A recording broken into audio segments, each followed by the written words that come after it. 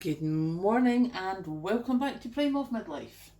This morning we are making bread. I have not done this in forever. There's an old video up of when I did it and I made such a mess of it. Although it still turned out alright, I thought I would try another one. So, in the bowl we have 2.5 cups of flour. It's the Allinson's bread flour that I'm using. And to that you add, they say a tablespoon of yeast, which is basically a sachet. So that's that done. And then 2 tablespoons of sugar, which I have over here. So there's 1, there's 2, that's that done. So flour, yeast, sugar in a bowl. It says to add a little bit of salt, which is under here. What one are you? Your pepper. Let's not add you, let's add some salt. Close enough. I'll just give it another bit anyway. So we'll give this a bit of a mix.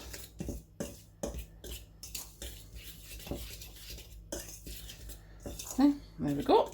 Dry ingredients mixed. Instructions now. Add 2.5 cups of warm water and oil. And I can't remember how much oil it is. I think it's like a tablespoon or something. So we have the measuring cups and I have warm water here in a jug. So 1 cup, almost 2 cups. Now the reason I'm not going to, I don't want to be doing it, I don't want to add too much water to it. You can always add, but you can't take away, is the old adage. So at the moment we're just under 2 cups. And it's to go to a soft dough and you have to add oil. So there we go, glug of oil. Let's make sure that gets mixed in as well. I think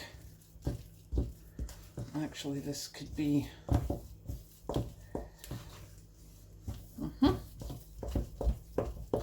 soft dough. I think that's pretty much where we are. I'm glad I didn't put any more water in than that. So we'll just get all this down. And then what we do, add additional flour if required. So I think we can all agree we need a bit more flour in there. Because we have to knead it and we're going to knead it on a floured surface anyway. So I'd rather it was a bit not as sticky. See, that's getting a bit better now. Let's do another wee bit.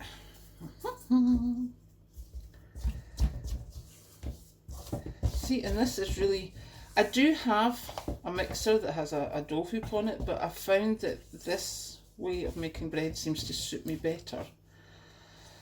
For some reason known only to myself, I don't know, but such is life. Now, what we do is this now gets turned onto a floured surface and we knead it to get the yeast and the gluten and all that sort of stuff, whatever that is. Now, once it's kneaded, it goes into an oiled bowl to double in size. Yep, I should probably put more flour in there. Anyway, so I'm just going to put some hot water in this so I can wash it out and knead it. Okay, let's just wash your hands first.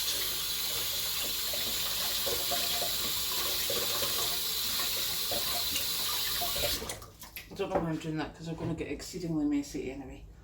But such is life. Let's not put wet hands into the flour.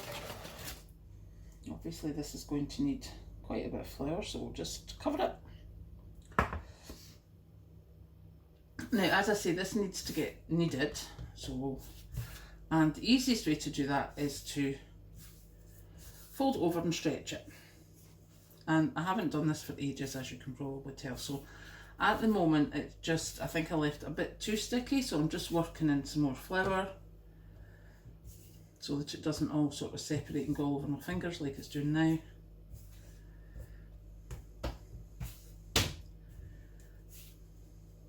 Yeah.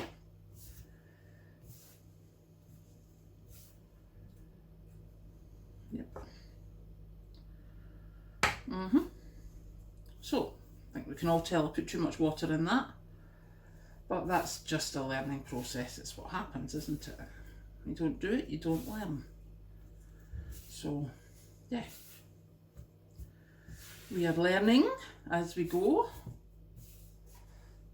And the basic kneading thing, what they said, I think it was Rose Red Homestead I watched do this one.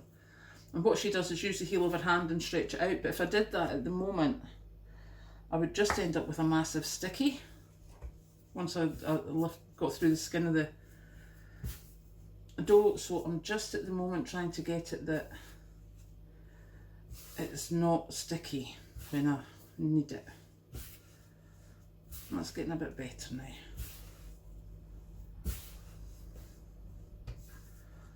And this should be the last that we need.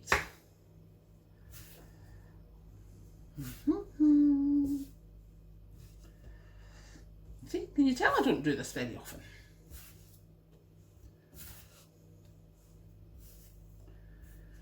See, a bit more flour because it's getting sticky again. And it's just a case of stretch. As I say, normally you do this with the heel of your hand, but I think we're getting to the stage now where we can actually put some pressure on it without it ending up a big sticky mess.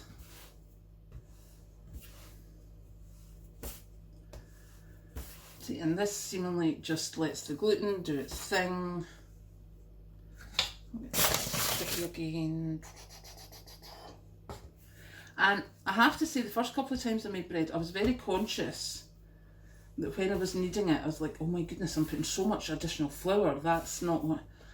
Yeah, the last time I made this, I put so much additional flour and it worked out absolutely fabulous. So I have no qualms about getting my dough to be that nice, clean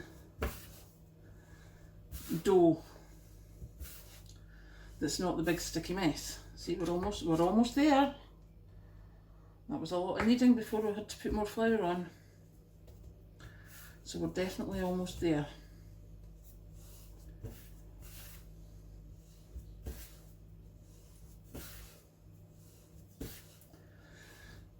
And this just, as I say, helps stretch out the gluten, do the thing that the yeast does. See, and this is us now. We're just about, oh, don't be getting all sticky on me again. I'm going to be wearing so much flour, it's ridiculous. But yeah, so, as I say, this is only the second time I've made this bread, or maybe the third. I've definitely only videoed it once before. But yeah, that feels right. Don't ask me what right should feel like, but to me, that feels right. So, what we do now is we do a quick brush of this bowl. Now yes, I could probably use another bowl, but I don't have anything this size, so it just needs a quick rinse.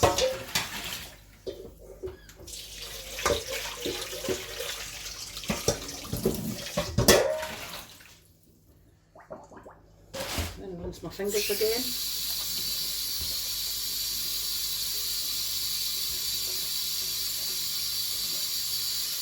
Dough is very sticky on your hands, can I just mention. We're not liking that at all. So the next stage is to put the dough into the oiled bowl. So as we just put water in this, we will bring that there. We will put a bit of oil in it. And then hopefully this in here should be, that's not, but that is, there we go, I've got my wee brush thing. And because this dough is going to rise quite a bit, want to get the oil around the sides as well as just on the bottom. There we go, see? And then we pop this in there and pop a bag over it. Now, because it's barely 10 degrees here at the moment, I'm going to take this through to the sitting room where it's cosy, let it rise for an hour, and then we'll be back. Welcome back. It has now been an hour since we have left this to rise, and as you can see, it has got quite a bit bigger. So, the next stage is what they call the degassing, which basically means we're going to squish it. So I'll put some flour here and be very thankful that we oiled this, because oh my goodness.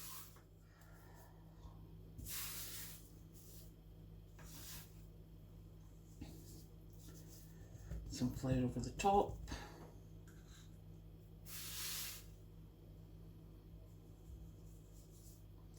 Right, and basically the degassing is that we squish it.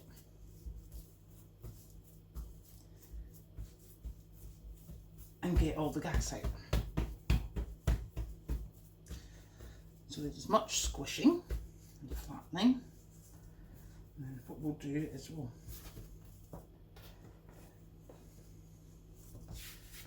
turn it over and flatten it some more.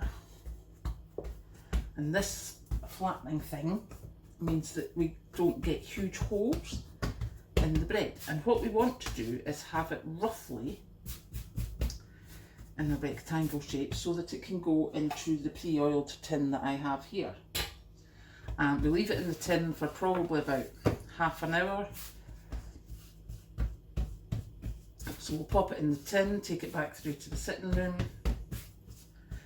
Just squish it some more just in case.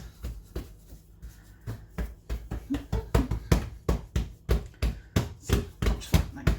Then, I'm going to pop in the sides, pop that over there. See? Nip it together so that we try and not have it splitting too much. Pull this bit over here so that it's nice and smooth, and that bit over there so it's nice and smooth. Squishy squish. See, and that's roughly in there. Now I know it looks a bit squinty, but it will rise again a bit, so I will go take it back through to the sitting room so it rises a bit, fills up the pan, and then we'll pop it in the oven.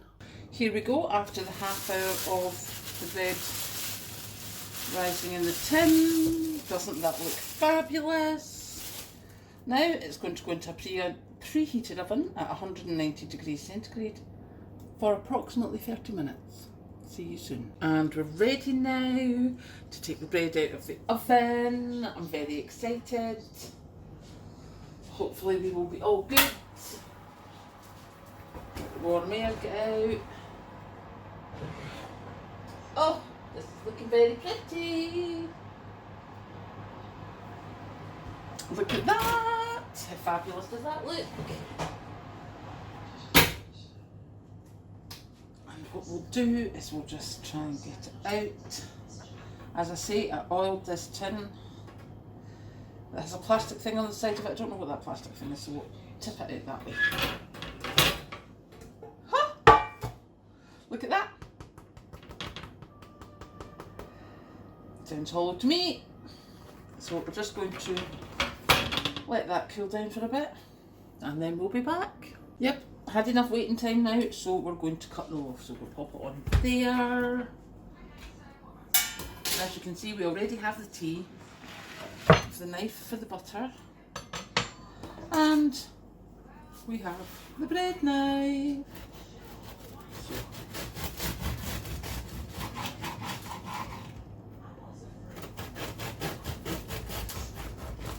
but still so hot. Oh, I did an oops. pulled it away before I cut it properly. But apart from that, does that not look rather nice? I am so pleased with that. So now I'm going to let it cool down properly. Stick the base back on.